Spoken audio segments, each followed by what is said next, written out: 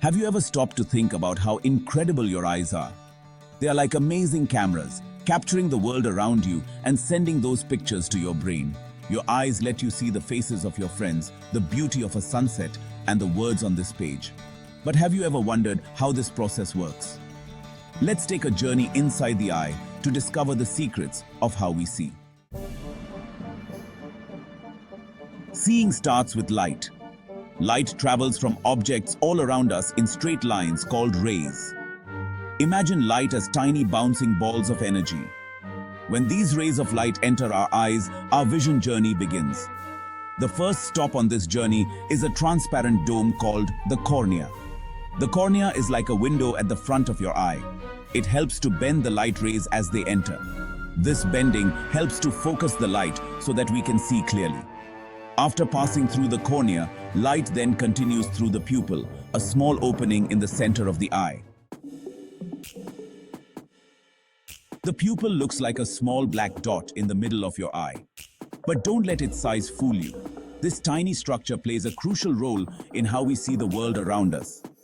It acts like a gateway, controlling how much light enters the eye.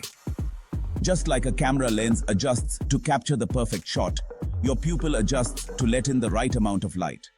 Have you noticed that your pupil changes size sometimes? This is an automatic response to the lighting conditions around you. In bright light, your pupil gets smaller to let in less light. This helps protect the sensitive tissues at the back of your eye from being overwhelmed by too much light. In dim light, it gets bigger to let in more light. This allows you to see better in low light conditions, such as at dusk or in a dimly lit room. This dynamic adjustment ensures that the right amount of light reaches the back of the eye, specifically the retina, for optimal vision. The retina then processes this light to create the images we see.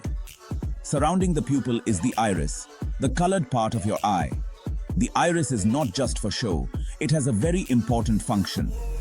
The iris is a muscle that controls the size of the pupil. It contracts and expands to adjust the pupil size, much like the aperture of a camera lens. The iris and pupil work together, acting like a camera's aperture to regulate light entering the eye. This collaboration ensures that we can see clearly in a variety of lighting conditions, from the brightest sunlight to the dimmest twilight. The next time you look into someone's eyes, remember the incredible teamwork happening right before your eyes. After passing through the pupil, light reaches the lens. This journey of light is crucial for vision, as the lens plays a pivotal role in focusing the light correctly. The lens is a clear, flexible structure located behind the iris. It is composed of proteins arranged in a precise manner to maintain its transparency and flexibility. Its job is to further focus the light rays onto the back of the eye, specifically onto the retina, which is the light-sensitive layer at the back of the eye. Think of the lens as a magnifying glass, bending and focusing the light to create a clear image. Just like a magnifying glass can focus sunlight to a point, the lens focuses light onto the retina to form a sharp image. What makes the lens truly amazing is its ability to change shape. This flexibility allows it to adjust its focusing power depending on whether the object being viewed is near or far. This process is called accommodation. Accommodation is essential for maintaining clear vision at different distances. When you look at something far away, the lens becomes thinner to focus the light properly. This thinning reduces the lens's focusing power, allowing distant objects to be seen clearly. When you look at something close, the lens becomes thicker. This thickening increases the lens's focusing power, making it possible to see nearby objects in sharp detail. These adjustments by the lens ensure that images remain sharp and focused on the back of the eye, whether you're looking at a distant mountain or a book up close. The lens's ability to change shape and focus light precisely is what allows us to experience the world in vivid detail, adapting seamlessly to our visual needs.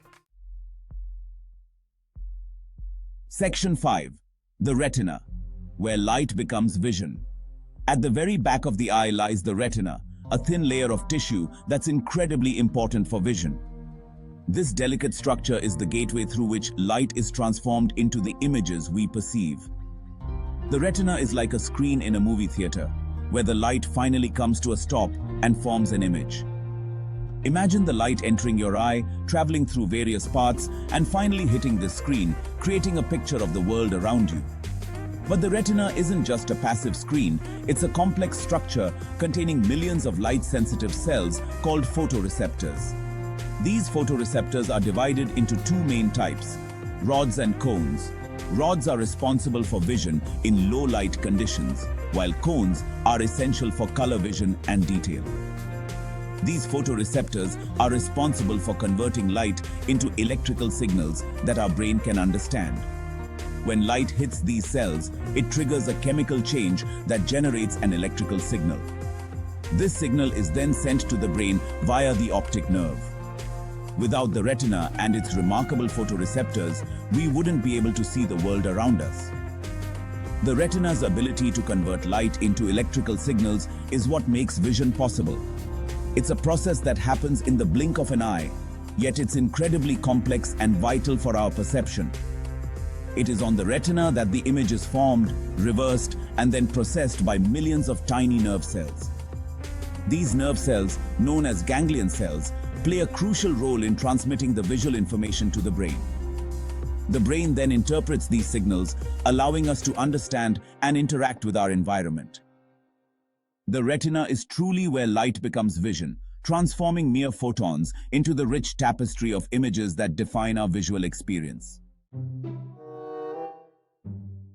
Section 6. Rods and cones. Detecting light's secrets. The retina contains two main types of photoreceptors, rods and cones. Rods are incredibly sensitive to light, allowing us to see in low-light conditions like nighttime. They're responsible for our peripheral vision and our ability to detect motion. Cones, on the other hand, are responsible for our color vision and our ability to see fine details. Cones are most concentrated in the center of the retina, in an area called the fovea. The fovea is responsible for our sharpest central vision, which is why we move our eyes to focus on objects directly in front of us. Section 7. The optic nerve, a messenger to the brain. Once the rods and cones in the retina convert light into electrical signals, these signals travel along a pathway of nerve cells to the brain. The optic nerve, a thick bundle of nerve fibers, acts as the messenger, carrying these signals from the eye to the brain. Imagine the optic nerve as a high-speed cable, transmitting visual information from the eye to the brain for processing. Without the optic nerve, our brains would never receive the signals needed to create the images we see. It's a vital link in the chain of events that allows us to perceive the world. Section 8. From signals to sight. The brain's interpretation. The journey of light doesn't end at the retina. The electrical signals generated by the photoreceptors travel along the optic nerve to the back of the brain, reaching a region called the visual cortex. The visual cortex is like a powerful computer dedicated to processing visual information. Here in the visual cortex, the brain performs an amazing feat. It takes the electrical signals from the eye and interprets them, turning them into the images we perceive. It's in this part of the brain that we recognize shapes, colors, movements, and everything else we see. Section 9. The blind spot, a hidden surprise. Did you know that there's a small area in each of your eyes where you can't see anything at all? This area is called the blind spot, and it's located where the optic nerve exits the eye. There are no photoreceptors in the blind spot, so any light that falls on this area isn't detected. You might be wondering why you don't notice a blank spot in your vision. The reason is that your brain is very clever.